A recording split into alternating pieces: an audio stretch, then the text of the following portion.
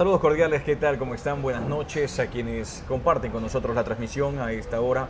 Nos encontramos desde Escobar Café, un punto precisamente de encuentro de acá, de la ciudad de Puyo, ¿no? Donde pues es tradición poder precisamente compartir, conversar, dialogar, bueno, de todo lo que ocurre en la ciudad y de lo que ocurre también a nivel del país. Por ello, pues esta noche, cuando son las 19 horas con 11 minutos en el país, estamos en vivo y en directo a través de diferentes medios y plataformas digitales. Tenemos el gusto de poder compartir una entrevista, o más que una entrevista, yo creería que un diálogo con María Cristina Acuña, quien hoy se encuentra pues en una licencia sin remuneración. Sin remuneración. Ella es asambleísta por la provincia de Pastaza, pero se encuentra en este momento en una licencia, por lo cual pues está ejerciendo, yo creo que su derecho más que como asambleísta, su derecho como ciudadana de defender una postura que es en este momento el respaldar el sí en lo que se viene, que es la próxima consulta popular. María Cristina, buenas noches, bienvenida.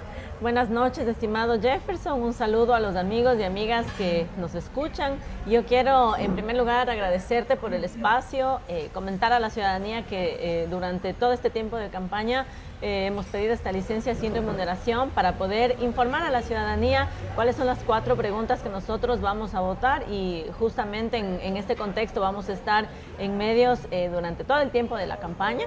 Sin embargo, también es importante aclarar que en las entrevistas, quizá en los noticieros, el tiempo es muy corto, las preguntas a veces se quedan en una explicación quizá un poco pequeña, y yo valoro muchísimo este espacio porque pienso que espacios como estos nos ayudan a poder desarrollar de mejor manera cada una de las preguntas, porque algo que decimos en el equipo, en este caso a título personal también, considero que una de nuestras fortalezas es motivar un voto informado.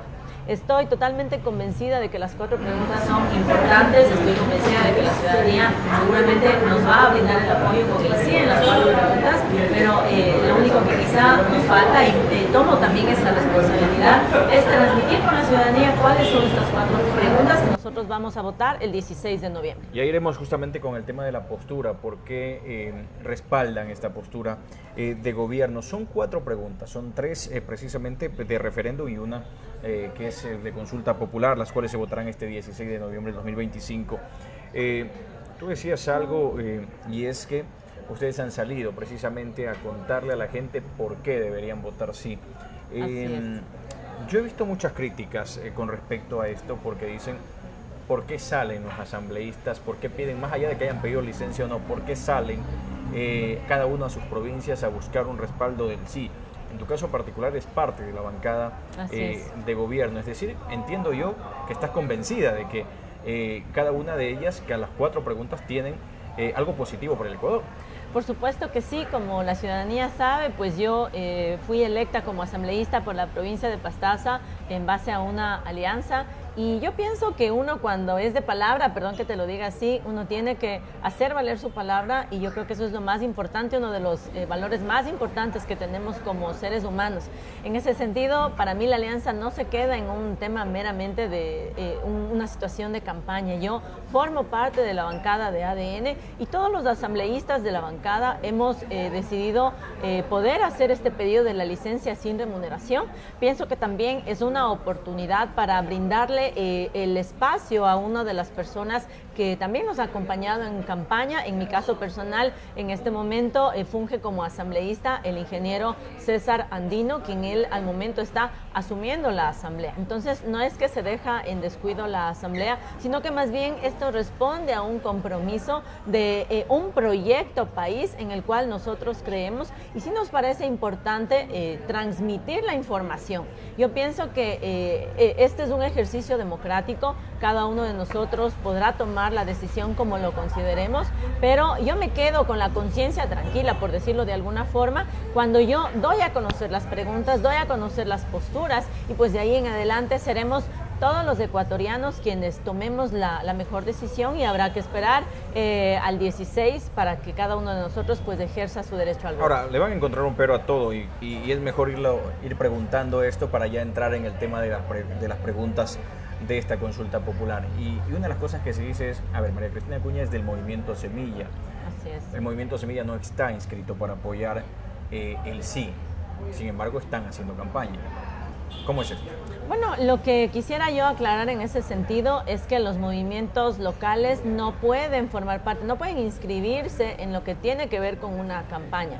En este caso, cualquier ciudadano puede conversar, transmitir la información, pero los únicos partidos políticos que pueden hacerlo son los que tienen un carácter nacional y en este caso el movimiento ADN está formalmente inscrito justamente en el contexto de estas 4 preguntas que nosotros vamos a llevar a las urnas. Ahora, en cuanto al rol, al papel de María Cristina Acuña dentro de la Asamblea, es un poco ligado precisamente a esto, no perder esa postura que han tenido desde un inicio. Tú lo decías, ustedes ingresó a la Asamblea Nacional con esta alianza, ¿no? Que es una alianza que pues obviamente era, creo que la única provincia que hizo una alianza con el movimiento de gobierno, en ese caso.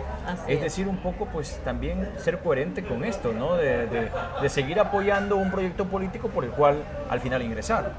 Por supuesto que sí, Jefferson, y mira, quizá habrán otro tipo de criterios, habrán otras personas que llegan a un puesto de poder y se olvidan porque tú eres autoridad y puedes olvidarte quizá de los compromisos que has hecho. Yo en lo personal no comparto con esa situación.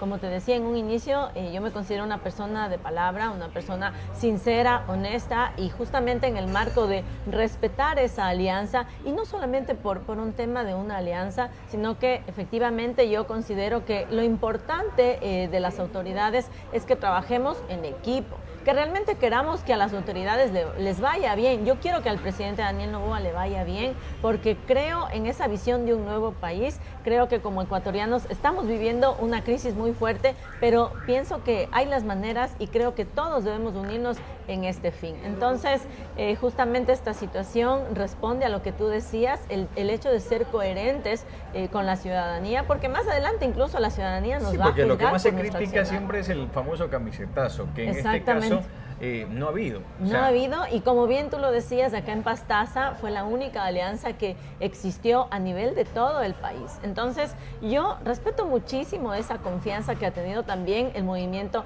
ADN de poder ser la única alianza, la provincia de Pastaza, con el movimiento local Semilla. Entonces, como dicen por ahí, las cuentas claras y el chocolate caliente, nosotros seguimos justamente con esa coherencia que tú mencionabas. Muy bien, entremos ahora sí, un poco dejando de un lado y aclarando también este tema de por qué María Cristina Acuña sale hoy a las calles a defender esta posición que es una posición de gobierno que ha dicho necesito esto para poder pues de alguna forma salir de algún obstáculo que ocurre a nivel del país.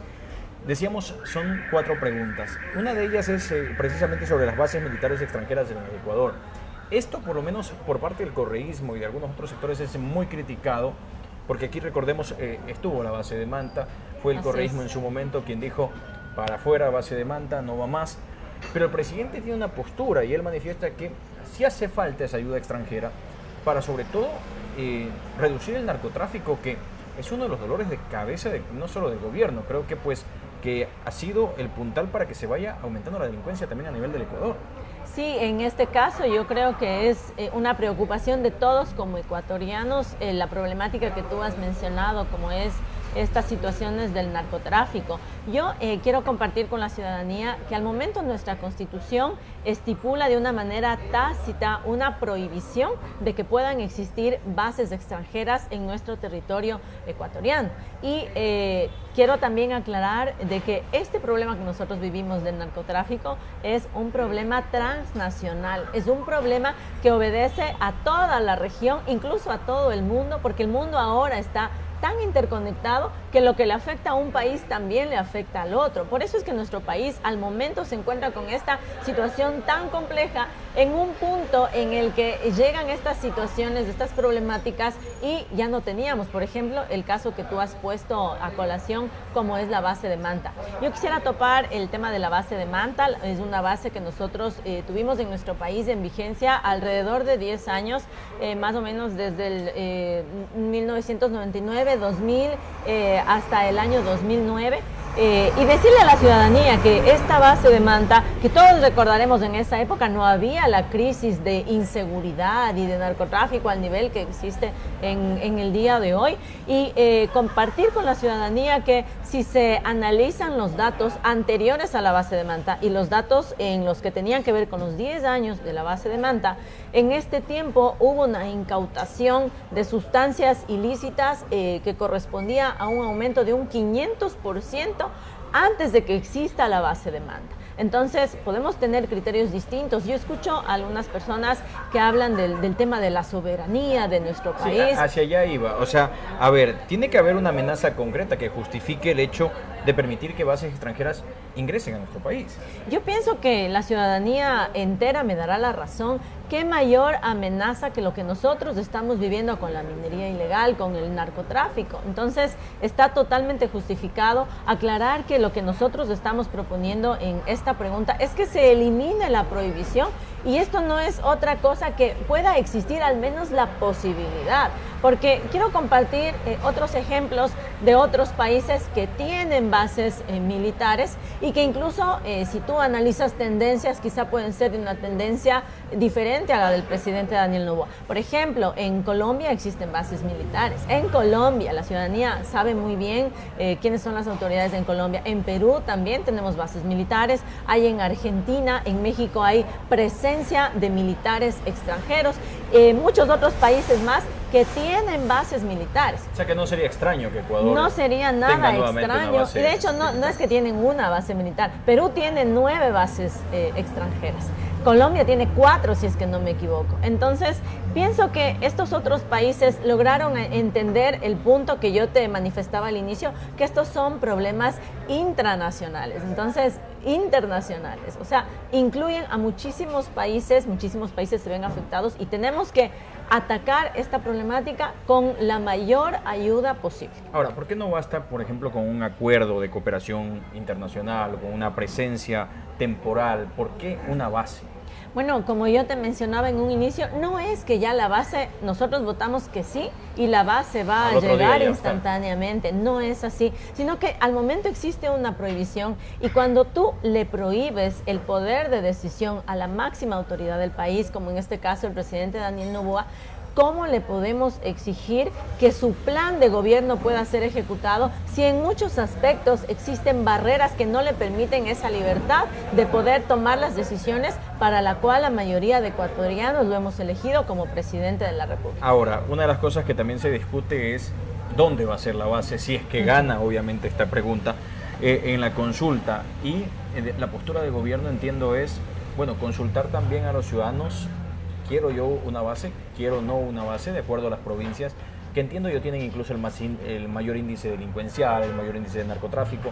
Va por ahí, entiendo. Sí, justamente algo que dice el presidente es no nos pongamos primero los zapatos y después las medias. Hay que esperar a que nosotros ganemos esta pregunta y las 4 preguntas a las cuales vamos a ser consultados. Sin embargo, también transmitir a la ciudadanía que quizá las opciones o las posibilidades, por ejemplo, es que exista una base justamente en Manta, donde ya sabemos que sabemos que dio resultado, sabemos que es un punto estratégico que pueda permitir justamente este control y este trabajo articulado entre las naciones. Se habla de Manta y se habla de Salinas también por las particularidades del territorio. Ahora yo te digo algo, yo como ecuatoriano, más allá de la profesión, lo que espero es que cualquier mecanismo que opte el gobierno, si este es el adecuado para reducir el tema de la delincuencia, el tema de la inseguridad, que va ligado obviamente por el tema narcotráfico y por otros delitos que son precisamente delitos que superan el país, como decíamos,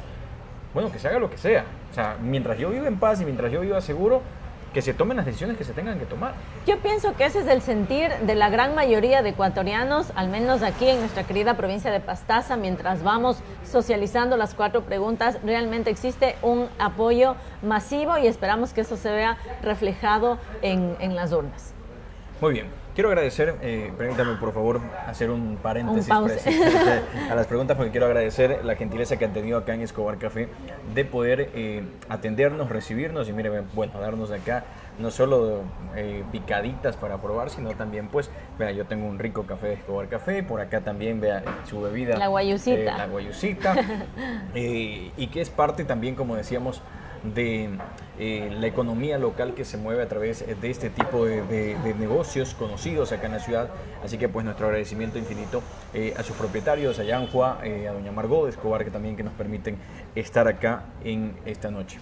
Eso como para hacer un paréntesis, ya iremos probando un poquito de lo que nos han servido por acá. Pero claro, decíamos, a ver, con todo gusto, a ver, decíamos... hablábamos de la base de manta. Perdóname que Sí, te corte con el tema de la base de manta, porque quiero hacer una acotación ahí también. Muchas veces en un contexto de campaña nos juegan muchísimo con los temores de qué es lo que puede pasar, qué es lo que puede suceder, pero nosotros en el Ecuador ya tuvimos la base de manta. No considero que se haya vulnerado la soberanía del país, entonces pienso que la manera de quizá combatir esos temores o que nos pueden intentar generar este tipo de miedos es regresar a ver la realidad. Claro, nosotros ya lo hemos vivido y no ha pasado. Yo he escuchado posturas y por ejemplo dicen, a ver, pero ¿qué pasa si un militar extranjero de los que están en la base de Manta agrede a un ecuatoriano y van ellos a utilizar la fuerza y nadie les va a decir nada? Yo creo que no va por ahí el tema. Claro, habría que ver si es que en algún momento esto sucedió, en qué contexto se dio, cuál fue el procedimiento, en este caso de las leyes. Sin embargo, eso no ha sucedido. Entonces, nosotros tenemos la mejor herramienta, que es hacer memoria de que ya hemos tenido una base justamente en Manta y que el contexto ha sido muy distinto a lo que quizá a veces se intenta posicionar. Muy bien, son las 19:27.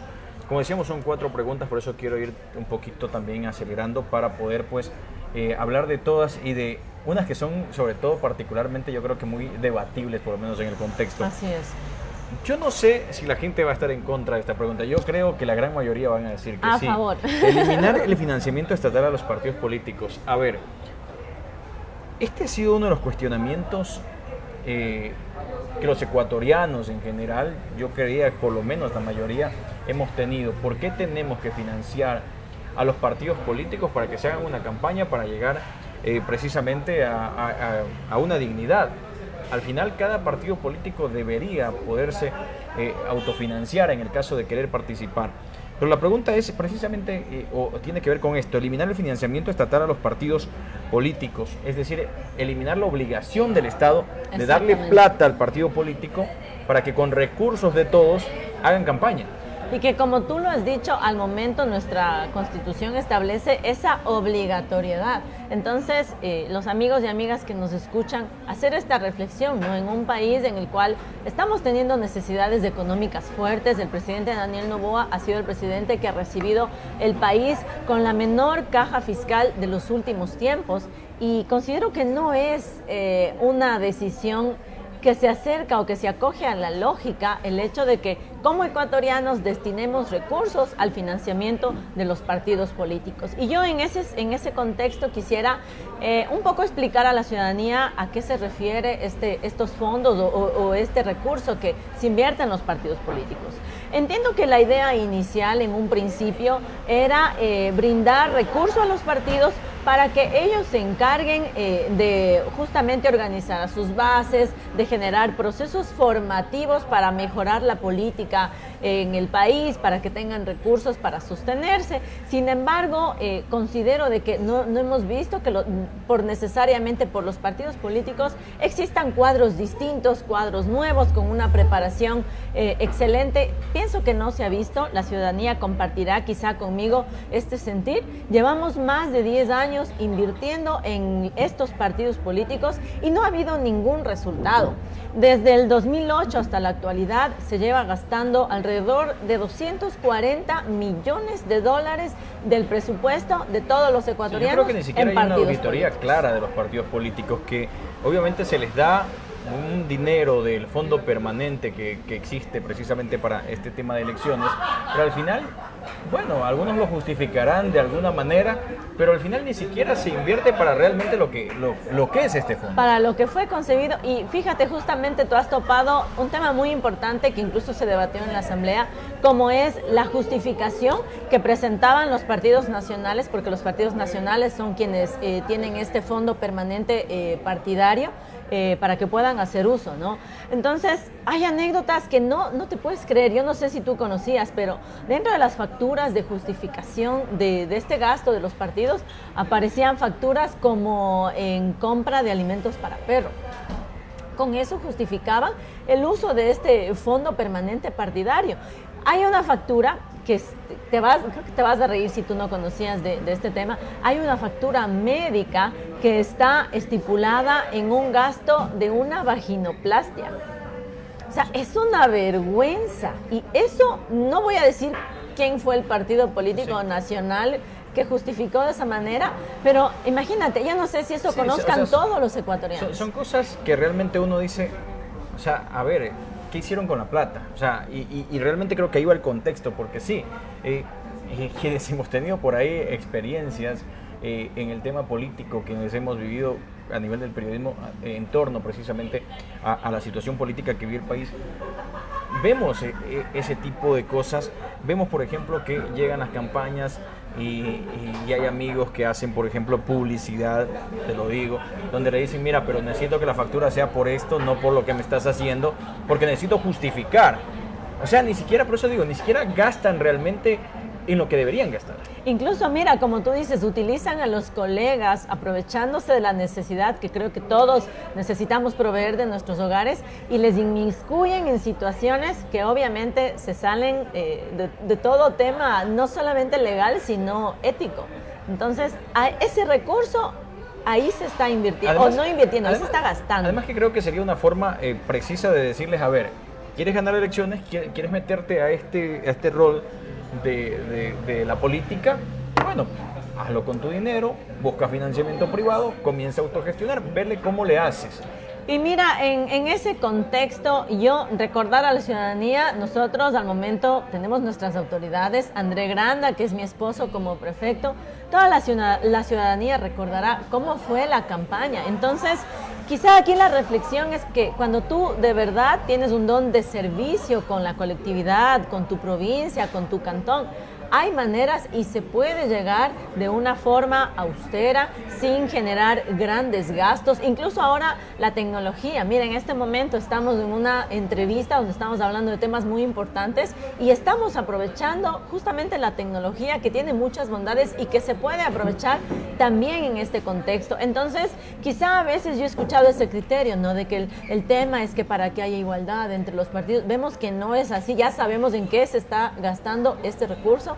Pero además de eso, esta postura queda desmontada, porque nosotros, al menos en la provincia, hemos visto que sí se puede hacer política de una manera distinta, siempre y cuando tengas las ideas claras y siempre y cuando también la ciudadanía, nosotros como ciudadanos, estemos dispuestos a elegir a nuestras autoridades con criterios realmente pensando en que las autoridades sean las mejores personas para representarnos en nuestra provincia. Ahora, yo creo que vale la comparación, porque sí, de verdad, hay partidos, hay movimientos políticos, un poco para hablar desde lo local, pero también que obviamente tiene que ver con lo nacional, que esperan las elecciones. Vean, hay partidos en los que uno dice, bueno, ya sabes que no van a ganar. O sea, pero esperan las elecciones para tener este financiamiento. O sea, viven de esto realmente. O sea, viven de este financiamiento que les da, que por ley les corresponde. Inscriben cualquier candidato, aunque sepan que no va a ganar, solamente para lograr mantener. Acá nosotros, cuando veíamos algunas papeletas en seccionales, decíamos, pero, o sea, tú sabes que no vas a sacar ni el voto de tu familia, pero igual escribes, con tal de recibir ese presupuesto. Eso también es una forma de vivir de la política, como digo, vivir de dinero que no es tuyo, sabiendo que, bueno, yo escribo, me recibo la plata y luego justifico como sea. Y al final me quedo con el dinero porque ya sé que no voy a ganar, ya sé que mi candidato no es bueno, ya sé que no tengo estrategias, pero ya recibí la plata. Y mira que lo que tú dices dentro de lo mal que está, quizá no compartimos con esta situación, pero tiene mucha lógica porque incluso de este fondo permanente partidario se pagan los sueldos de muchos dirigentes de los partidos políticos por eso nacionales. lo decía, o sea, Entonces, viven de eso. es evidente que quizá muchos partidos nacionales, que son los nacionales los que reciben el fondo, obviamente no van a estar de acuerdo con que esta pregunta gane el sí, porque automáticamente se va a eliminar esta obligatoriedad de pagar estos recursos a los partidos políticos nacionales, pues evidentemente se van a quedar sin un sueldo por ser dirigentes de determinados partidos políticos nacionales. Ahora, hay una pregunta que es válida, porque claro, así como estamos viendo el contexto de lo que hacen grandes partidos que reciben, la idea es que partidos pequeños no tengan esta desigualdad, ¿no? Al final del camino. ¿Cómo se evitaría que los partidos queden precisamente capturados por los grandes grupos económicos o intereses particulares que se puedan desarrollar? Yo te puedo decir, Jefferson, que la única manera de poder combatir esas grandes maquinarias que a veces no sabemos incluso dineros adicionales de dónde vienen, la única forma es hacer una política distinta.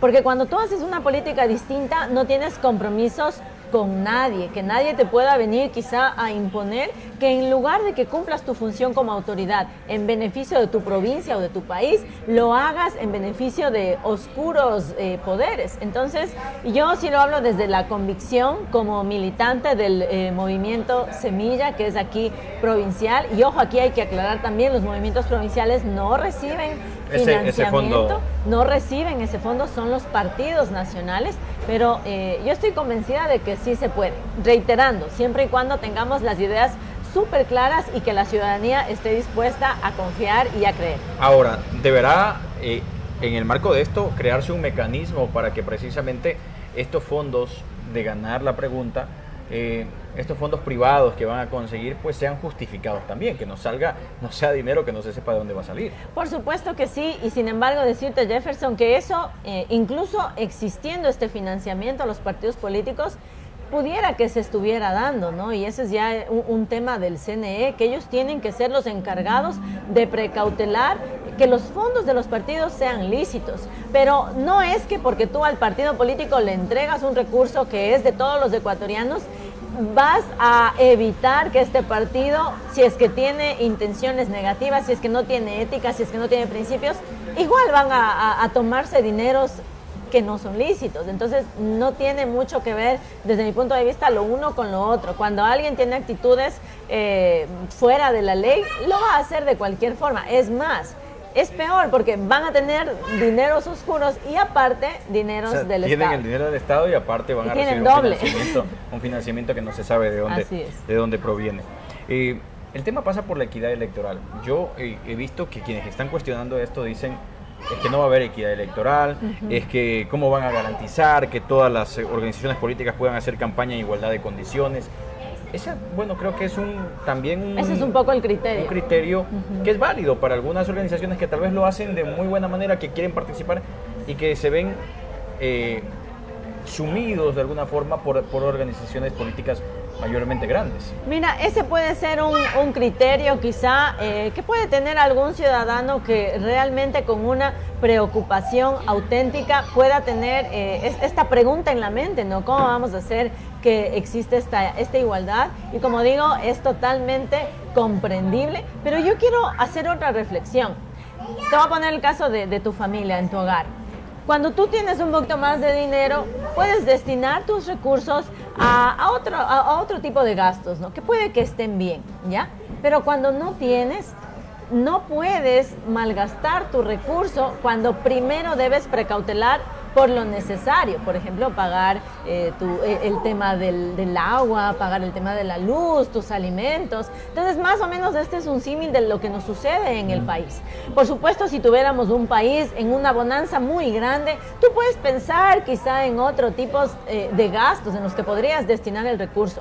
Pero imagínate, como te decía, el presidente Daniel Noboa, el presidente que ha recibido el país con la menor caja fiscal, ¿cómo crees tú que se sentirá el presidente teniendo que destinar un recurso para los partidos políticos, sabiendo con qué facturas a veces se justifican estos casos que yo te ponía en un inicio?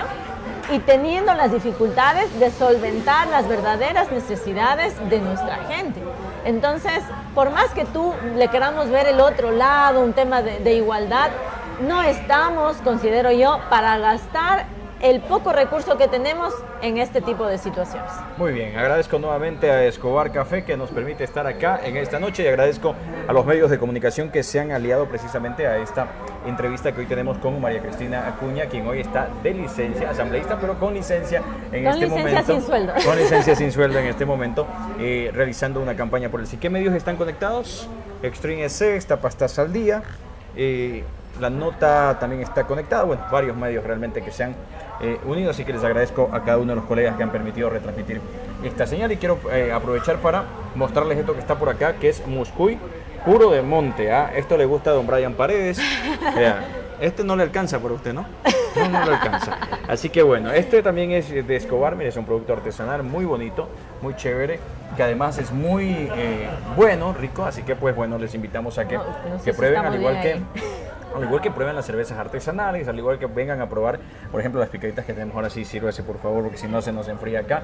Sí, estamos ahí sin picar mucho. Estamos que vemos nomás de lejitos, mientras precisamente la gente se conecta y tiene derecho a hacer sus preguntas, por supuesto, les vamos a ir leyendo. Y mientras ves las preguntas, pues les hacemos tener ganas de los amigos y amigas que nos están observando para que vengan, se den una vueltita por acá, por Escobar Café. Yo quiero también agradecer a los propietarios de esta cafetería, restaurante, porque considero que dentro de estas iniciativas privadas quizá, muchas veces hacemos bastante por la provincia. Quienes conocen Escobar Café pueden ver todas las cosas tan bonitas y sobre todo representativas de nuestra provincia, que sin lugar a dudas es digno de felicitar. Así es que buen provechito y les hago tener ganas para que se den una vueltita. Muy bien, hay muchos saludos, muchos respaldos también a Maricris en el tema de la campaña, pero yo quiero leer las preguntas que son un poco pues justamente este cuestionamiento que hace la ciudadanía, siempre con el respeto del caso, pues por supuesto leemos cada una de las preguntas. Dice por acá, a ver, se me perdió el comentario de nuestro amigo Curuchumbi, era precisamente el nombre, se me perdió por acá. A ver, dice por acá el mensaje. Bueno, habla precisamente de este tema de los recursos a los partidos políticos. Ellos sienten que no va a haber igualdad, que los recursos para los partidos más grandes van a tener mayor oportunidad o van a ser captados por las empresas privadas que de alguna manera van a querer financiar. ¿Por qué? Porque financiar un candidato tal vez que es mucho más fuerte va a ser mucho más, piensan algunos, mucho más rentable a largo plazo en este caso. Yo quiero ahí un poquito quizá profundizar. Yo sí pienso que a medida que el tiempo avanza, yo tengo mucha fe en la ciudadanía. Considero que cada vez el voto que nosotros tenemos de manera integral como provincia, como país, va siendo quizá un poco más razonado. Yo sí pienso que la gente ya no come cuento. Y nosotros acá en Pastaza tenemos un ejemplo plausible, que era lo que yo había mencionado con anterioridad. Entonces pienso que por ahí también es una reflexión que nosotros debemos tomar. No podemos hacer lo mismo que se ha hecho siempre. No podemos pensar solamente con recursos, con dinero vamos a hacer campaña. Porque imagínate, Jefferson, si tú gastas millonadas de dinero y de toda esta cuestión, ¿cómo vas a poder ser una autoridad después? Incluso vas a tener la tentación de querer retribuirte el dinero que tú gastaste. Y yo pienso que esta reflexión han hecho muchos de los ciudadanos, sobre todo hablando en el tema de Pastaza, y es por eso que ahora los pastacenses elegimos, sobre todo con un poco más de criterio. Y yo tengo mucha fe y creo que cada vez vamos mejorando en ese sentido como sociedad. Vale la pregunta de Juan Pablo Villacresel, sabemos que es pues un seguidor del correísmo acá en la provincia de Pastaza, pero me parece interesante su pregunta. Dice, bueno, o más que su pregunta, su comentario. Votar no a la eliminación del financiamiento público a partidos no es defender a los partidos, dice, es defender la democracia misma. El financiamiento estatal evita que las campañas dependan de empresas, mafias o narcotraficantes. Cuando el Estado no regula ni financia, el dinero privado ocupa el vacío y ese dinero siempre exige favores, dice. Yo respondo a la pregunta de Juan Pablo. Tenemos que controlar, control sí, pero financiamiento no. Porque no podemos seguir gastando 240 millones en facturas de vaginoplastias, en facturas de comida para perro y un montón de situaciones más. Yo entiendo que quizá por un tema ideológico haya alguien que quizá comparta con el criterio de Juan Pablo, pero ¿qué es lo que hemos visto en la realidad? No hemos visto ningún resultado de formación a la militancia, de creación de nuevos cuadros. Y ojo que este es el objetivo, o era el objetivo, de este fondo permanente partidario. Y no me quiero meter mucho en el tema de los partidos políticos, pero lo que yo mencionaba en un inicio, muchos de ellos no están de acuerdo con que se elimine esta obligatoriedad, porque de ese recurso se pagan los sueldos de muchos dirigentes. O sea, tú por ser dirigente de tal o cual partido, ¿cómo te pagan? Con ese recurso. Y como ecuatorianos conocemos ya casos que han sido públicos y creo que no estamos de acuerdo. Yo en lo personal no estoy de acuerdo. Muy bien, ahí está entonces la respuesta un poco, el mensaje es largo, pero creo que esa era en contexto lo que quería preguntar Juan Pablo. Hay algunas preguntas de acuerdo a lo que vamos a ir analizando que les estoy haciendo unas capturas para poderlas leer porque me parecen bastante interesantes. Yo creo que la ciudadanía tiene derecho precisamente a entrar en este debate, ¿no? De posturas, de saber pues qué es lo que opinan y cuál es el criterio que tienen, como digo, siempre y cuando se lo haga con el respeto que se merece. Con el pues, respeto, así es. Leemos todas las preguntas sin ningún problema. A ver, vamos con el otro tema, porque como digo, pues... de la asamblea. Sí, reducir el número de asambleístas. Ahí quiero entrar con una pregunta que tal vez va a ser un poco, no sé si incómoda, pero digo, a ver, asambleístas haciendo campaña por una pregunta que los dejaría en algún momento incluso fuera de las asambleas, porque a ver, por ejemplo, en el caso de Pastaza, para irnos un poco local, sería ya no 2 asambleístas, sería uno solo, ¿no? En este caso, bueno, usted llegó primera en cuanto a estas elecciones, pero puede ser que mañana no les acompañe la votación y, por ejemplo, sean segundas y ya no les alcance para ingresar. ¿Van a correr este riesgo? ¿Están haciendo campaña por algo que puede dejarlos, como decía, fuera de un legislativo, sin la oportunidad de formar parte de un legislativo? Mira, yo creo que esta es una de las mayores muestras de ese compromiso que hemos asumido los asambleístas de la bancada ADN. Porque lo que tú dices es cierto, ¿no? Nosotros como asambleístas estamos pidiendo que se reduzca el número de asambleístas, pero más bien a mí me parece que ese es un aspecto positivo. Es decir, no porque yo sea asambleísta voy a defender el hecho de que no se disminuya la asamblea.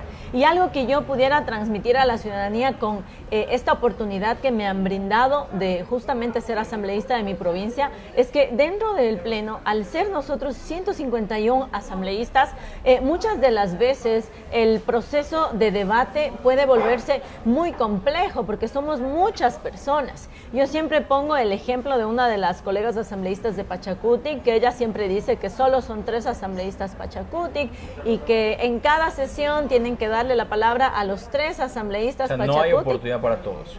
No siempre pueden hablar todos. E incluso si tú te vas a un tema porcentual, si tú tienes 3 asambleístas Pachacutic y habla uno, en teoría ya se ha cubierto el 30 o 33% de la participación de Pachacutic. Y si tú tienes, pongamos, 66 asambleístas ADN, ¿cuántos deberían participar? A lo mejor 20 asambleístas, a lo mejor 25 para ir nivelando. Entonces, fíjate que... En equidad. Exactamente. Entonces, uno de los objetivos de plantear esta reducción de la asamblea a 73 asambleístas es que el debate fluya de mejor manera, que las decisiones se tomen de una forma más ágil, que todos tengan mayor oportunidad de participación y eso representa también justamente representar a la provincia que tú has sido elegido con un mayor porcentaje, ¿no? O sea, si son menos asambleístas, los que estén van a poder participar de una manera más activa en el pleno y en las comisiones. Ahora, de 151 pasarían a 73. A 73 asambleístas. 10 nacionales, 1 por cada provincia y un adicional por cada 400.000 habitantes. Por eso decía, en Pastaza nos quedaríamos con un asambleísta.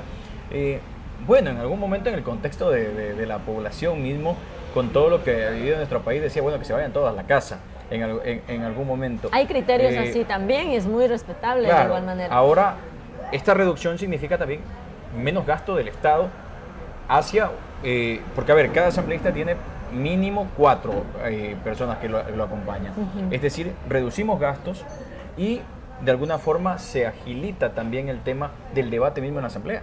Por supuesto que sí, y como bien tú lo has mencionado, volver al origen de todo esto, ¿no? Recordar a la ciudadanía que nosotros estamos ofreciendo estas preguntas y que seremos los ciudadanos quienes tomemos la decisión conforme a estas preguntas. Como tú lo has dicho, la ciudadanía, ¿qué es lo que quiere? Que haya una reducción de los asambleístas, y no es un criterio descabellado, porque efectivamente, como te había explicado, y desde mi experiencia en la asamblea, tener una asamblea más corta, más pequeña, sí permite que exista mayor eficiencia de parte del legislativo. Ahora, las provincias pequeñas, como por ejemplo Pastaza, no pierden representatividad, porque al final las provincias grandes, que tienen más de 400.000 habitantes, van a seguir teniendo un asambleísta más por cada 400.000. Nosotros nos quedaríamos con uno. Sí, yo he escuchado bastante este criterio, lo entiendo muy bien. Sin embargo, aclarar a la ciudadanía que la reducción del número de asambleístas es porcentual en todo el territorio ecuatoriano. Entonces, no es solamente aquí se va a disminuir, la disminución va a ser en cada una de las provincias. Y en cuanto al tema de representatividad, yo sí quiero también comentar de que incluso nosotros podemos tener un asambleísta, podemos tener 2, podemos tener 3, 4 o 5, pero lo que importa es que los asambleístas que sean electos cumplan con su trabajo con mucha responsabilidad y sobre todo respetando y validando esa oportunidad que nos da la ciudadanía para ser autoridad. Ahora, esto, si bien es cierto, lo has dicho, significa mejor trabajo del legislativo, podría ser, pero también significa más carga en pocas manos. O sea, más carga laboral en pocas manos. Mira, yo te cuento una de las particularidades que se dan en la Asamblea. Por ejemplo, nosotros en la comisión, yo formo parte de la Comisión de Régimen Económico y Tributario, a veces estamos analizando leyes de 2 años atrás, de 3 años atrás, de 4 o 5 años atrás, porque justamente cada asambleísta tiene su proceso legislativo y cada asambleísta va presentando sus proyectos de ley. Entonces, no necesariamente esto implica que haya una mayor carga, sino que más bien las leyes que vayan presentando los asambleístas se acojan a su realidad territorial y también a las necesidades del país, porque recordemos que los asambleístas trabajamos a nivel de país. ¿Cómo evitar que unos pocos bloques se repartan casi todo el poder y las presidencias, sobre todo de comisiones? Bueno, yo creo que esto es indistinto. Habíamos hablado en un inicio de que la disminución es porcentual, entonces no implica que porque tú tengas más asambleístas o menos asambleístas, la representación va a ser distinta. Por supuesto que si tú tienes una fuerza política como la bancada a la que yo pertenezco, que es la bancada de ADN, y tienes muchos asambleístas, vas a tener mayor participación. Vas a tener la mayor parte de la participación, así sean 73 asambleístas. Hablemos de que si quieres hablar de la mitad, pues tendrás la mitad porcentualmente de los asambleístas, de los 73 asambleístas. Muy bien. Ahí está entonces el criterio con relación a la reducción precisamente de asambleístas, que decíamos en el contexto para que la gente un poco se vaya orientando, porque yo lo decía incluso antes de la entrevista, nosotros que estamos inmersos en este tema de la profesión, no nos hemos puesto así de fondo a analizar, y esa es, asumo una mea culpa ahí, porque precisamente, bueno, mucha gente incluso está cansada del tema eleccionario, mucha gente dice, pero otra vez elecciones. Pero claro, en el contexto de las preguntas, si ya las vamos desarrollando un poco, vamos entendiendo también un poco hacia dónde van estas preguntas. Como decía, yo en algún momento, la gente decía que sean menos asambleístas, en algún momento decían que se vayan todos, es decir, este tema ha estado ahí expuesto, ha estado sobre la mesa, la mesa, se ha tratado y ahora se lo va a votar.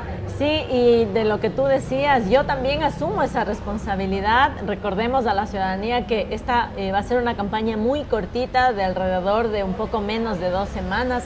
Entonces, justamente para eso están estos espacios, para poder dialogar, para poder socializar con la ciudadanía de qué se tratan estas preguntas. Yo te cuento que en los recorridos puerta a puerta que hemos estado haciendo, en esta primera instancia me he enfocado más en la cabecera de Puyo, en la parte comercial.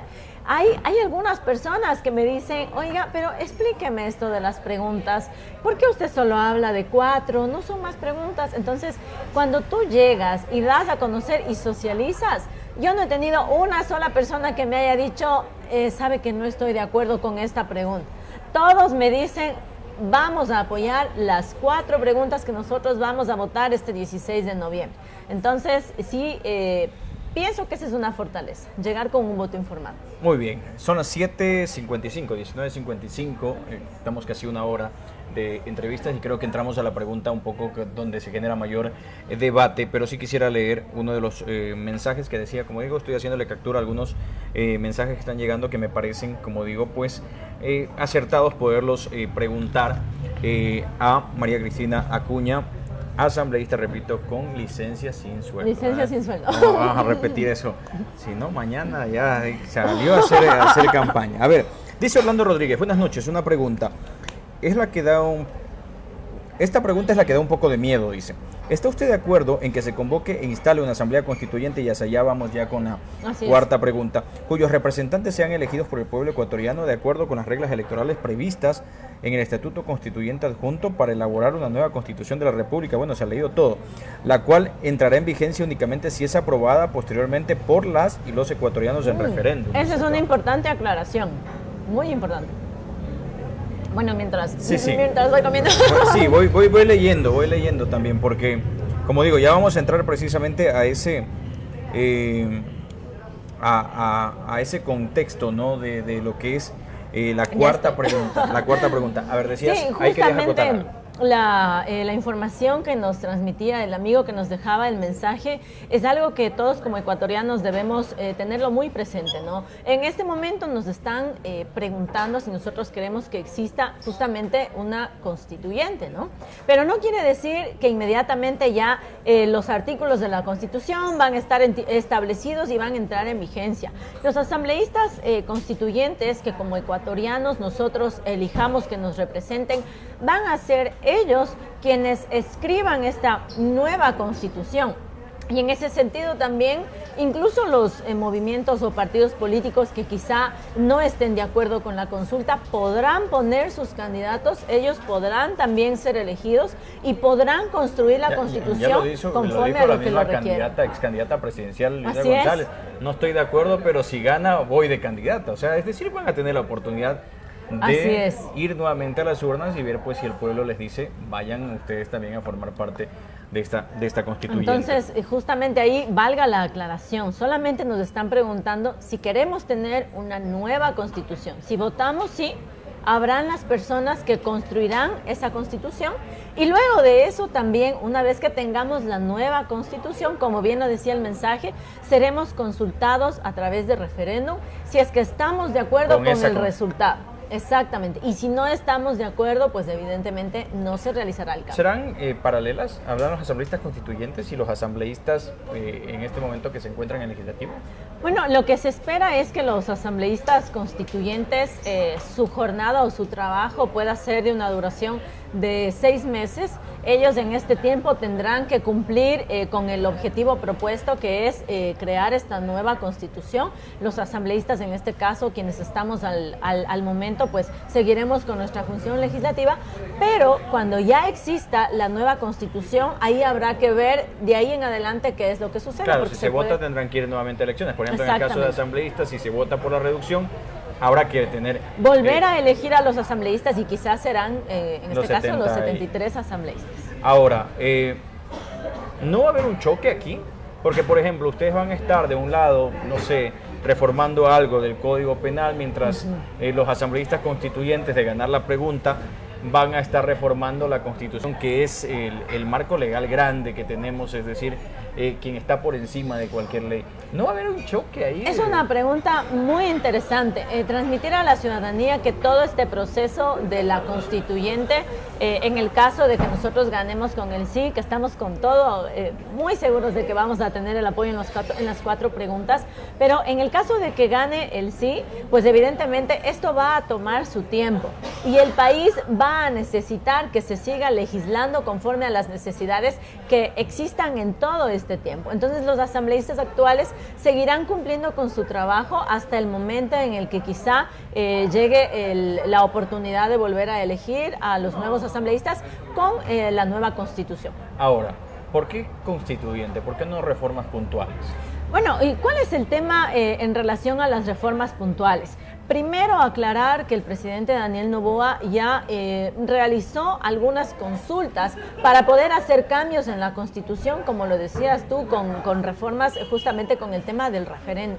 Sin embargo, muchas de ellas han sido bloqueadas. Y yo quiero leerte una de ellas. He traído aquí la Constitución.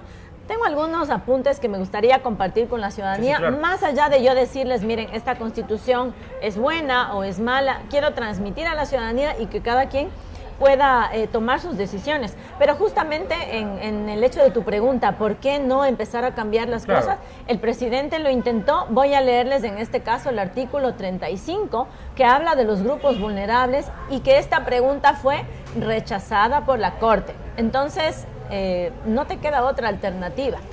Voy a leerles para ir un poquito haciendo el análisis. Estoy en el artículo 35 que habla justamente de los grupos vulnerables y voy a leerle a la ciudadanía a ver qué les parece, ¿no?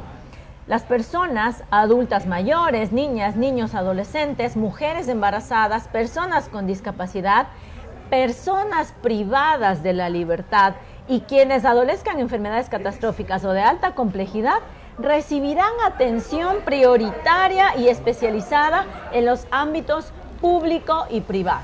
Entonces, mira, Jefferson, ¿qué nos dice aquí? Yo te voy a poner un ejemplo que es inventado, ¿no? Vamos a suponer que tú tienes un capo de un grupo de delincuencia organizada que está preso y que le están movilizando a otro espacio por la peligrosidad, algún tema de estos, ¿no? ¿Qué podría pasar si el vehículo que transporta a este capo, esta persona peligrosísima, tiene un choque contigo o conmigo o con alguien de los ciudadanos que nos estén escuchando? ¿Qué tal que si producto de este choque, tanto esta persona privada de la libertad como tú, como los amigos que nos escuchan, tienen una necesidad de una atención médica? ¿A quién le van a dar prioridad? Por ejemplo, en mi caso, yo no soy grupo vulnerable. Exactamente, yo soy una mujer de 35 años, al momento no estoy embarazada. Entonces, ¿quién va a tener prioridad? La persona privada de la libertad, porque lo dice aquí claramente el artículo 35 de que ellos están considerados como un grupo de vulnerabilidad. Y fíjate, te voy a poner otro ejemplo, ¿no? ¿Qué tal que este capo tenga 65 años? Resulta que ya es una persona adulta mayor, ¿ya? Entonces, fíjate, ¿y qué tal que yo o alguna de las amigas que nos escuche esté embarazada? Si una mujer está embarazada, es una persona, es un grupo de vulnerabilidad. Pero sí, la persona privada de la libertad. Más el hecho de que tiene 65 años, o sea, seguiría teniendo prioridad. No solo que seguiría teniendo prioridad, sino que tiene doble vulnerabilidad. Y te voy a leer en el mismo artículo lo que se dice, ¿no? El Estado prestará especial protección a las personas en condición de doble vulnerabilidad. Entonces, un PPL que sea una persona adulta o mayor va a tener incluso una doble vulnerabilidad por encima de una mujer embarazada. Una mujer que tiene dentro de su cuerpo, tiene vida, una vida que no ha hecho nada malo que ni siquiera acaba de nacer, va a tener prioridad. Entonces, por ejemplo, te dejo esta reflexión. Esto es algo que el presidente Daniel Noboa solicitó para ser preguntado por referéndum y que fue negado por la Corte Constitucional. Y te voy a leer algunos otros aspectos también que yo he querido compartir, algunos temas que nosotros hemos ido analizando. Por ejemplo, voy a leerte un artículo que habla acerca del debido proceso. Está en el artículo 76, el numeral 4, que nos dice: las pruebas obtenidas o actuadas con violación de la Constitución o la ley no tendrán validez alguna y carecerán de eficacia probatoria. Entonces tú me puedes decir, ¿qué quiere decir eso? ¿A qué se refiere? Te voy a poner un ejemplo de algo puntual, que eso sí es un ejemplo verídico de un ciudadano. No voy a decir el nombre ni el lugar de trabajo, pero es un ciudadano que vino a la atención justamente que nosotros realizamos una vez a la semana aquí en la provincia y que me compartió una situación particular que a él le sucedió.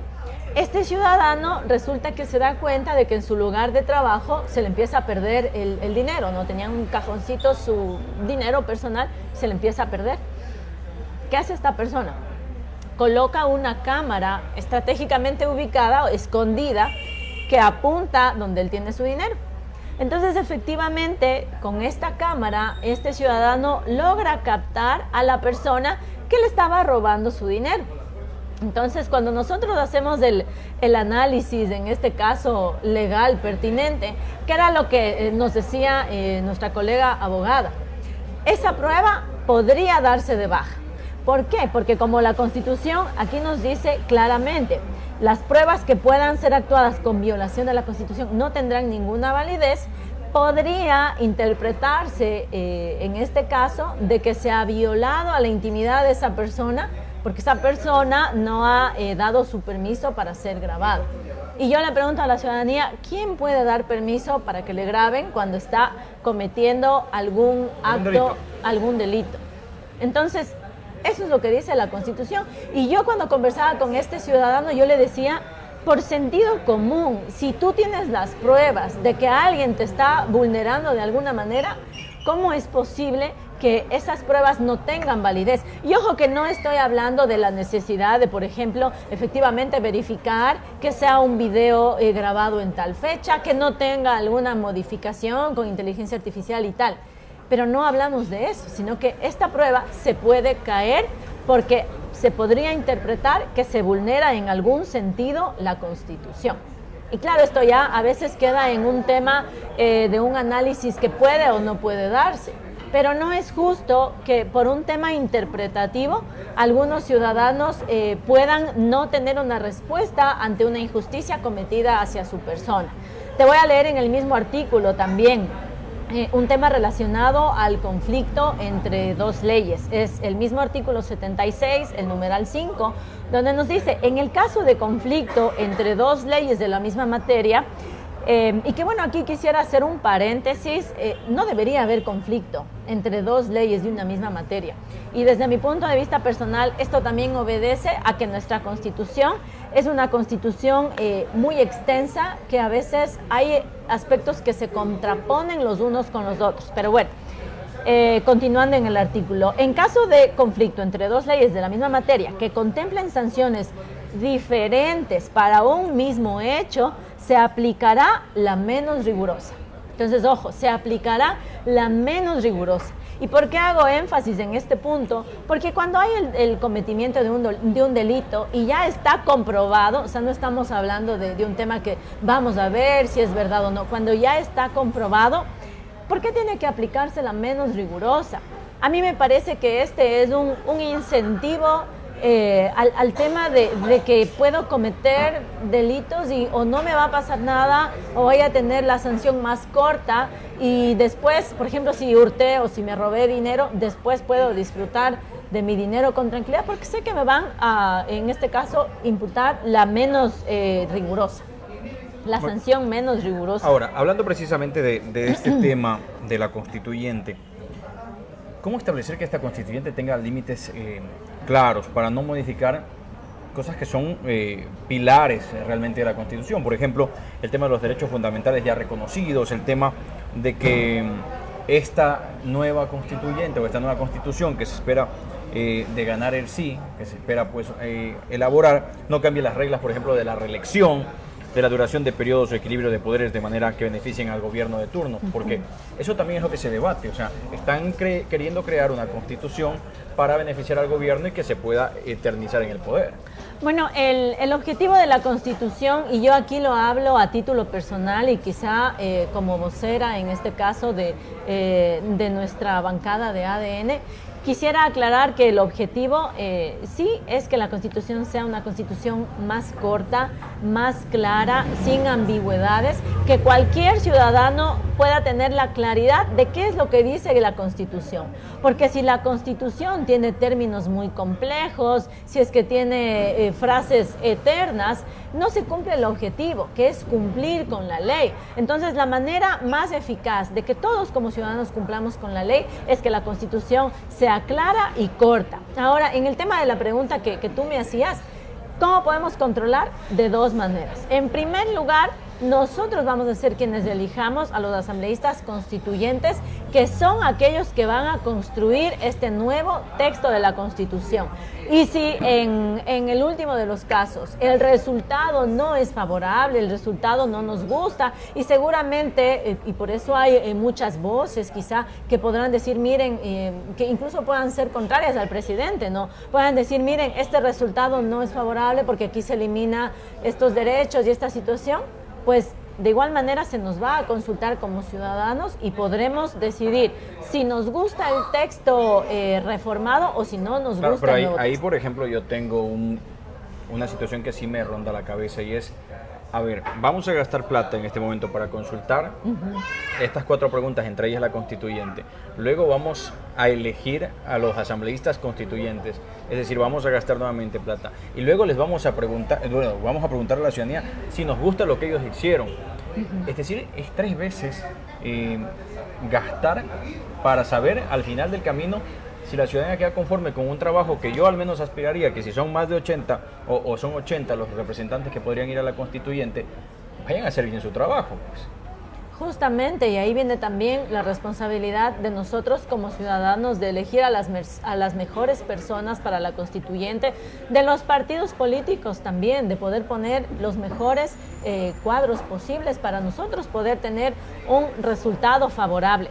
Mira, Jefferson, yo entiendo también este argumento en cuanto al costo que vamos a tener como ecuatorianos en las próximas elecciones, pero si tú haces un análisis un poco más allá, te puedes dar cuenta que esto lo podemos considerar como una verdadera inversión.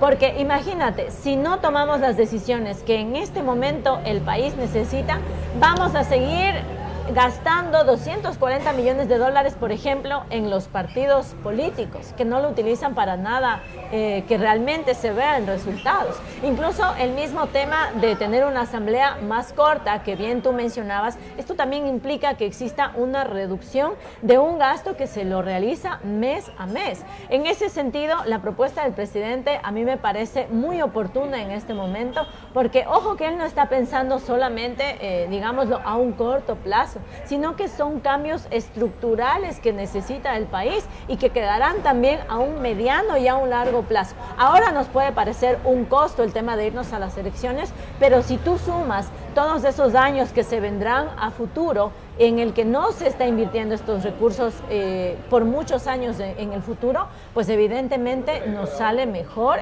en este momento cortar de raíz algo con lo que yo considero que los ecuatorianos no estamos de acuerdo, como los partidos, y el hecho de reducir también. ¿Cómo se va a garantizar que la ciudadanía participe más allá de solamente votar al inicio, votar al final, sino que sea una nueva constitución que precisamente acoja todos estos pedidos y clamor ciudadano? Mira, Jefferson, eso es parte de lo que tiene que ver con una asamblea constituyente. La constitución debe ser construida escuchando todas las voces, escuchando todos los territorios, nuestra provincia de Pastaza, todas las provincias. Entonces, eso es parte del proceso que nosotros también como ciudadanos tenemos que estar vigilantes y volver a insistir.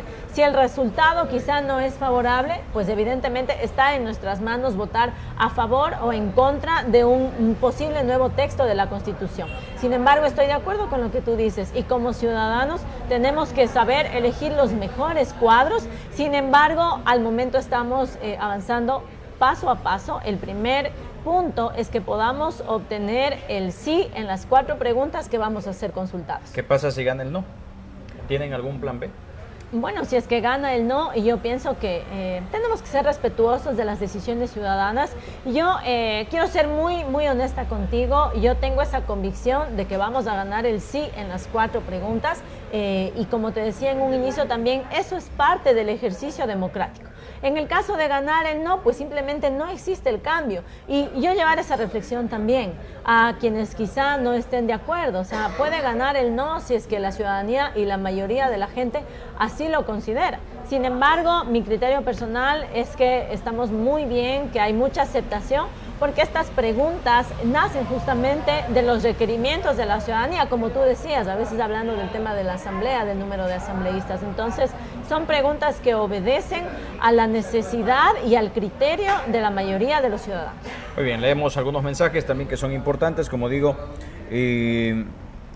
Bueno, Juan Pablo está, pero está aprendidísimo con la transmisión. En todo caso, vamos a tener que Gracias, Juan Pablo, sí, por escucharnos. No puedo leer todo. Y eso es importante, y yo también quiero hacer una pequeña reflexión. Como yo les decía, durante esta campaña yo me he podido percatar, es una percepción que yo tengo, de que existe muchísimo apoyo en las 4 preguntas por el sí. Sin embargo, es totalmente entendible que haya alguien que de pronto no esté de acuerdo. Y eso es algo que yo quisiera invitar a la ciudadanía al respeto, porque he visto ya incluso en redes que a veces los comentarios se van más allá de la pregunta y se van al tema personal. Esto debe generar un debate, o sea, más allá de cualquier cosa, un debate sano donde yo diga, bueno, yo no creo que deba ganar por esto, y desde el otro lado digan, no, yo creo que sí debemos votar por esto.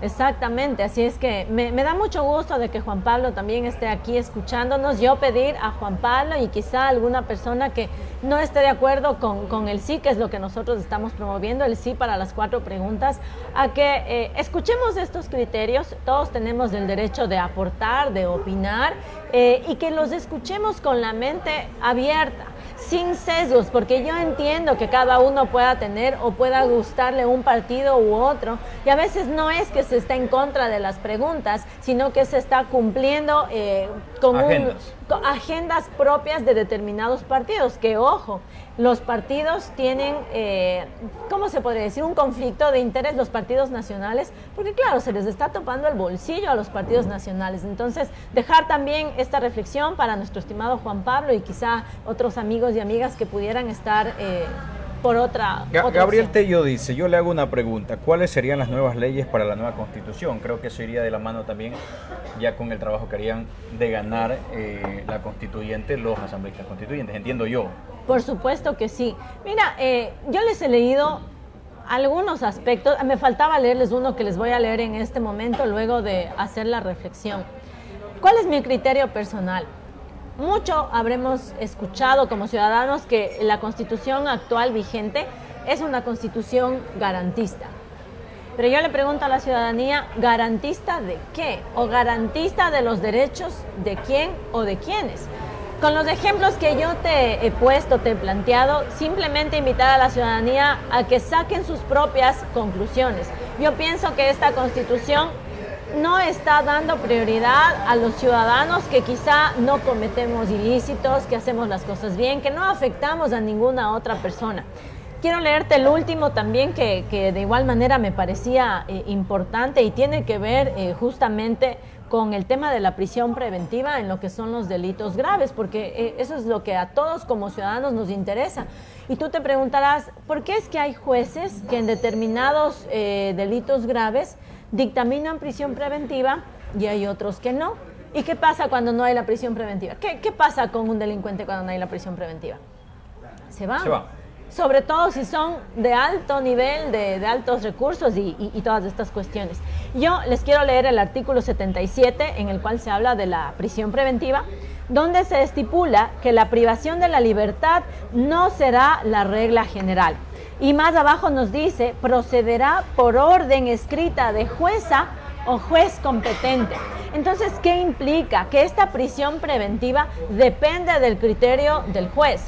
Y no voy a hablar de todos los jueces, porque no todos son buenos y no todos son malos tampoco, pero imagínate que exista algún juez corrupto que tiene que determinar la prisión preventiva en un delito grave y viene el delincuente y le dice, mira, ¿qué te parece? Yo te voy a dar un dinero y no pongas la prisión preventiva, ¿ya? Y vamos a suponer que hay un juez que dice, no, yo tengo que poner la prisión preventiva por el compromiso con la ciudadanía. Ah, bueno, tú eliges. ¿Deseas el dinero que te estoy ofreciendo o sé dónde vives, sé dónde viven tus hijos, sé dónde viven tus padres? Entonces, por ejemplo, aquí, ¿cuál sería? Esto es una propuesta personal, no estamos hablando todavía de qué es lo que nosotros queremos para la Constitución. Como decimos siempre, primero las medias, después los zapatos. Pero debería haber una obligatoriedad de prisión preventiva en los delitos graves, para que esto no quede a criterio personal de los jueces, porque pueden haber jueces comprometidos y que van a establecer la prisión preventiva, pero pueden haber otros que no, y no nos vamos a hacer los locos en este sentido. De todo hay en la viña del Señor, como dice el dicho. Entonces, más que nada, como yo decía, compartir los análisis que nosotros hemos hecho de la Constitución, sobre todo los más relevantes son los que yo he leído. Cada uno de los amigos y amigas que nos escuchan pueden revisar también en la Constitución digital o si tienen la física también. Pero sí considero que la Constitución es una Constitución garantista de derechos, pero me reservo quizá el criterio de pensar a quiénes o los derechos de quienes están prevaleciendo en esta Constitución. A ver, hay algunos mensajes interesantes. Orlando Rodríguez dice, la gente habla del trabajo por horas, ¿qué pasaría con el seguro? Dice ahí en ese tema. Mira, Jefferson, yo vuelvo a insistir, no es que yo puedo decir qué es lo que va a pasar con la Constitución, porque no sabemos cómo se van a manejar o bajo qué criterios se van a manejar los asambleístas constituyentes. Y vuelvo a repetir, en el caso de la Constitución no sea favorable, nosotros como ecuatorianos podremos tener esta posibilidad de votar por el no. Entonces, yo no puedo dar criterios de qué es lo que va a suceder, o sea, pero sí puedo decir qué es lo que está mal en esta Constitución. Entiendo el contexto de la pregunta porque seguramente será parte de la campaña de quienes digan voten no porque se va a acabar el trabajo, ahora va a ser solo por horas o ya no van a tener seguro, o sea, que son realmente los miedos de los ecuatorianos, pues, o sea, van a trabajar por ese lado. Y es totalmente entendible, pero recordar a la ciudadanía que no es eso lo que se va a votar. No vamos a votar eso. No nos dejemos engañar. Lo que nos están preguntando es si queremos una Constitución desde cero o si es que no lo queremos así, queremos mantener la Constitución que nosotros tenemos actualmente y que valga la oportunidad para decirlo. Esta es una Constitución que es muy parecida a la Constitución de Venezuela, porque es una Constitución que se construyó en un momento político en el cual existía una tendencia quizá de las autoridades de turno. Podemos estar a favor, podemos estar en contra, pero esta Constitución tiene 17 años y pienso que ya las realidades que vivimos en el país son muy distintas, adicional a los temas que también yo me he permitido leer en este momento. ¿Las mismas leyes que quieren implementar van a aplicarse para los integrantes de ADN? Dicen acá. Las leyes son para todos, esto es indudable, pienso que no cabe duda en ese sentido, ¿no? ¿Cómo tú puedes poner en la ley que los de ADN puedan, no sé, cualquier cosa? No se puede. Yo tengo, dice Alexis Zurita, yo tengo una pregunta dice, en vez de hacer consultas y gastar el dinero, ¿por qué con ese dinero no pagan a los hospitales y compran medicina? Porque si nosotros no planteamos estas preguntas en este momento, el dinero va a seguirse yendo como agua entre las manos. Por ejemplo, en el tema de los partidos políticos, que era algo que ya habíamos hablado. Entiendo el punto que nuestro amigo nos está queriendo transmitir, es totalmente entendible porque efectivamente existe un costo que en este momento se va a incurrir, pero no existe costo mayor que el dinero se te siga desangrando, por decirlo de una manera, mes a mes, año a año, por el resto de la vida de nuestro país. Muy bien. Alex Javier Singo, y quiero pedirles a la gente que nos está viendo, porque sí, hay personas que nos están enviando 3, 4 mensajes, voy a leer uno de cada uno para poder no alargarnos toda la noche con el tema precisamente de las preguntas. Así que Alex Javier dice, ¿usted qué opina sobre la elaboración de la nueva Constitución? ¿Deben ir personas preparadas? ¿Está de acuerdo o no? ¿Preparadas en qué sentido? ¿No? Porque, mira, si yo te hablo en mi criterio personal, yo tengo mi formación, yo soy profesional de tercer nivel, de cuarto nivel. Sin embargo, yo no quisiera enfocarme en ese aspecto, porque yo pienso que las autoridades, en primer lugar, deben ser personas honestas. ¿De qué nos sirve tener a alguien que tenga las 10 maestrías, los 10 doctorados, si van a llegar a ser autoridades y van a llegar a hacer las cosas mal, a cometer actos de corrupción? Te comparto mi criterio personal y yo pienso que como ciudadanos debemos empezar a ver estos temas. Y segundo, recordar a la ciudadanía también que parte de lo que implica la Asamblea es la representatividad, el hecho de conocer tu territorio, de conocer tu espacio, de representar no solamente a tu grupo, sino a todas las personas que conforman, en este caso, tu provincia, que estamos hablando de asambleístas provinciales. Hay, por ejemplo, yo voy a dar mi criterio también con respecto a este tema, porque claro, se quiere poner en la palestra el hecho de solo tienen que ir abogados, pero la Constitución habla de todos los temas, o sea, no habla solo de temas no sé, del Código Penal, del Código Civil, de situaciones que enmarcan este tema, sino pues habla de temas de educación, habla de temas de salud, es decir, o sea, si van médicos que puedan precisamente crear leyes a favor del tema de salud, qué mejor que sería. Si van maestros, obviamente que estén capacitados a debatir y a crear una constitución que garantice los derechos también pues educativos de la educación, qué bien que sería. Es decir, no solo necesitamos un grupo de personas de una sola profesión.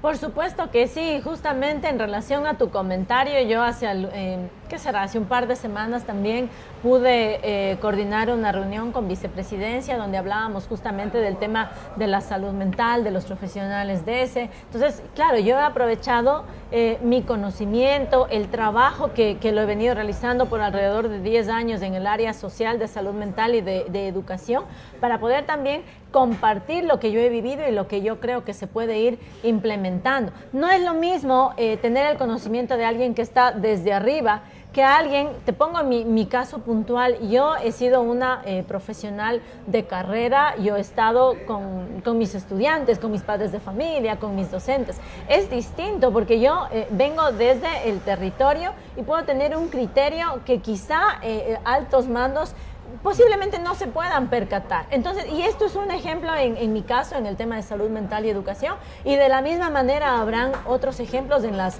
otras áreas como tú bien lo mencionabas. Muy bien, a ver, voy a dejar esta pregunta para el último ya porque tiene que ver con el rol de asambleísta, pero me parece interesante también que la podamos... No hemos hecho entrevistas desde que ganó las elecciones, así que por eso están preguntando de todo un poco, pues ya lo haremos más seguido, sí. Ya lo haremos más seguido. A ver, dice... por acá, bueno, esos son los mensajes, como digo, puntuales. Como digo, pues acá nos hablan, cada uno, como digo, pues hace su análisis con respecto al criterio que tienen. ¿Hacia dónde apunta la campaña? Quiero ir un poco cerrando también esto.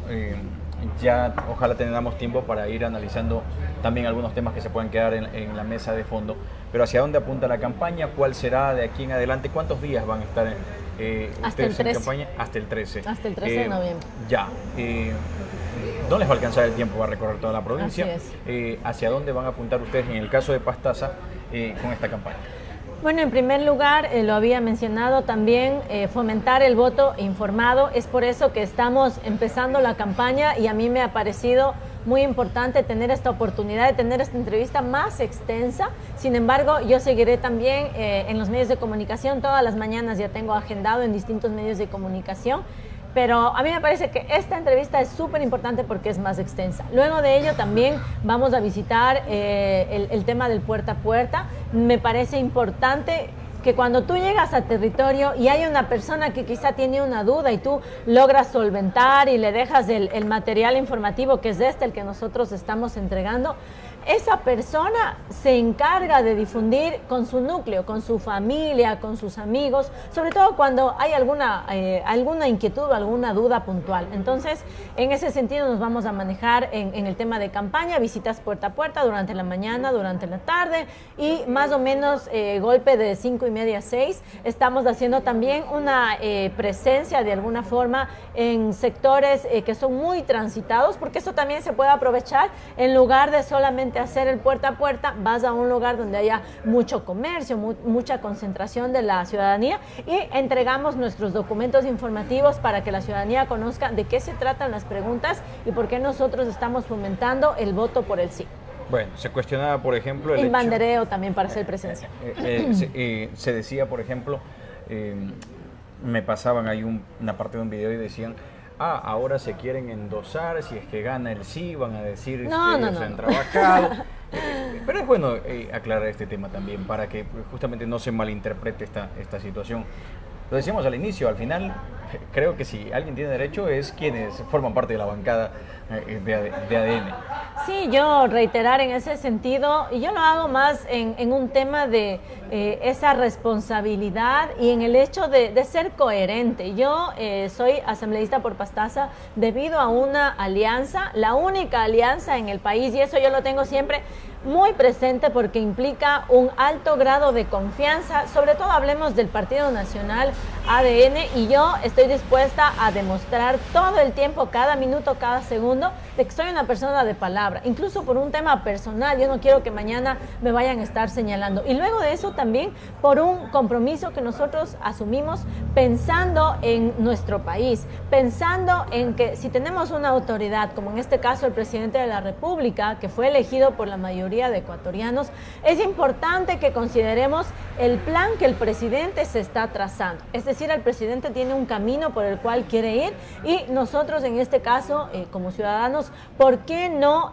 apoyar esas directrices, o por qué no apoyar ese liderazgo, recordando que el presidente fue elegido por la mayoría de ecuatorianos? Y finalmente, yo estoy haciendo esto desde el corazón, como lo decimos en campaña, sobre todo porque creo en las preguntas, porque dentro de este análisis, y quienes estuvieron acompañándonos del inicio se podrán haber dado cuenta que realmente son preguntas de lógica, de sentido común, y a veces lastimosamente las leyes no siempre se acogen al sentido común. Entonces yo estoy convencida de que vamos a tener muy buenos resultados en las 4 preguntas por el sí. A ver, voy con 2 preguntas que se las dejo, podrían ser incómodas, pero que prefiero preguntarlas yo para que después los demás la puedan replicar. Hoy veía, no sé si con extrañeza para ustedes, para mí es un poco extraño, veía a la viceprefecta de Pastaza, parte del movimiento Semilla, decir que ella va a apoyar el no, que ese es su criterio. Movimiento al que pertenecen ustedes, movimiento por el que llegó la viceprefecta. ¿No es esto un choque precisamente de pensamientos dentro del movimiento? Bueno, yo pienso que esta es una de las maneras en las cuales nosotros podemos evidenciar de una manera palpable de que nosotros somos muy respetuosos de los criterios de todos los ciudadanos. En este caso, cada quien tiene esa oportunidad de decidir si es que está por el sí, si es que está por el no.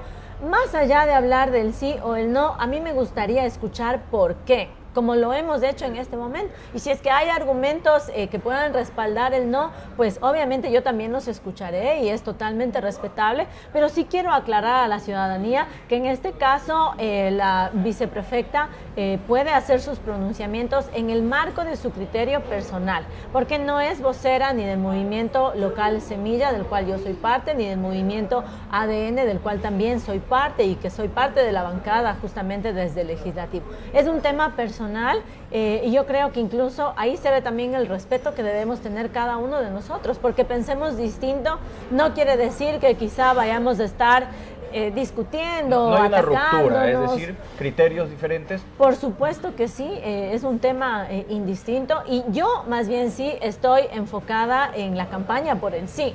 Entonces, son temas muy, muy distintos, muy respetables, por supuesto que sí, pero recalcar que la viceprefecta no es vocera del movimiento Semilla, ya lo hace a título personal, y está bien, porque todos tenemos derecho, así como ves en redes que todos están, yo estoy de pronto por el sí, doy mis comentarios, está bien y es parte del pronunciamiento ciudadano. ¿Cómo está la situación? Y esta pregunta me dicen, no la saltes, no la voy a saltar, porque a ver, ¿cómo está la situación con el movimiento o con los simpatizantes de ADN acá en la provincia?